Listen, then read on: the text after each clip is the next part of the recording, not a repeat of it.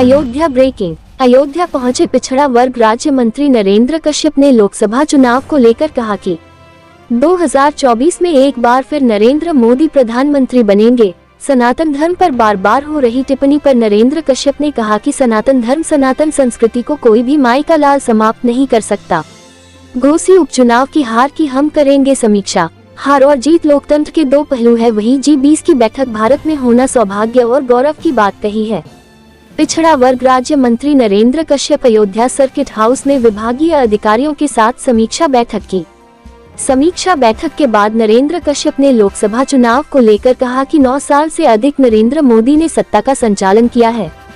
220 करोड़ निशुल्क वैक्सीन देकर लोगों की जीवन की रक्षा की है। 80 करोड़ गरीब लोग पिछले 3 सालों से निशुल्क राशन पाकर अपना जीवन यापन कर रहे हैं। 50 करोड़ लोगों को आयुष्मान कार्ड देकर योजना से लाभान्वित किया है। धारा 370 को हटाना, अयोध्या में भगवान श्री राम के मंदिर निर्माण का मार्ग प्रशस्त करना, देश और प्रदेश की सियासत को विकास की दिशा में ले जाना। पूरे विश्व में प्रधानमंत्री नरेंद्र मोदी ने देश के यश को बढ़ाया है। विश्व पटल पर आज भारत की प्रतिष्ठा बढ़ी है। 2024 के चुनाव में नरेंद्र मोदी के उत्कृष्ट कार्य को देखकर जनता एक बार फिर प्रधानमंत्री के रूप में चुनेगी। G20 बैठक को लेकर नरेंद्र कश्यप ने कहा कि ये देश के लिए सौभाग्य और गौरव की बात है कि G20 की बैठक भारत में हो रही है। इन्हीं 20 देश से 80% कारोबार होता है। इस G20 की बैठक से देश और दुनिया को नई राह मिलेगी।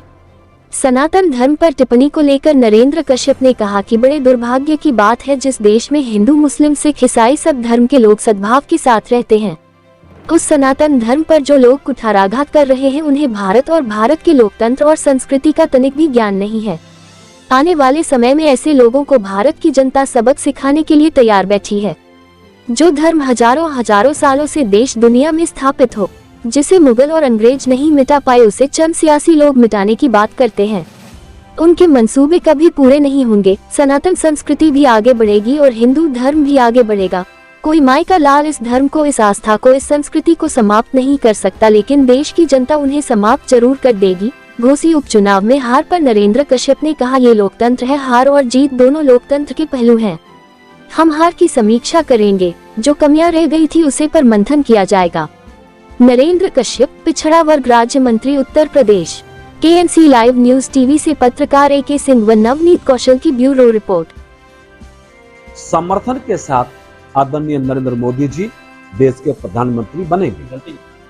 भारत के लिए सौभाग्य की बात है कि G20 की बैठक का भारत में होना तमाम भारतीयों के लिए, भारतीय लोकतंत्र के लिए, सरकार और सभी दलों के लिए बहुत ही सौभाग्य और गौरव का विषय है, क्योंकि G20 में जो देश शामिल हो रहे हैं, दुनिया की GDP का 80% GDP इन्हीं देशों से कलेक्ट होती है। 85%, 80% कारोबार, उद्योग इन्हीं 20 देशों से चलते हैं।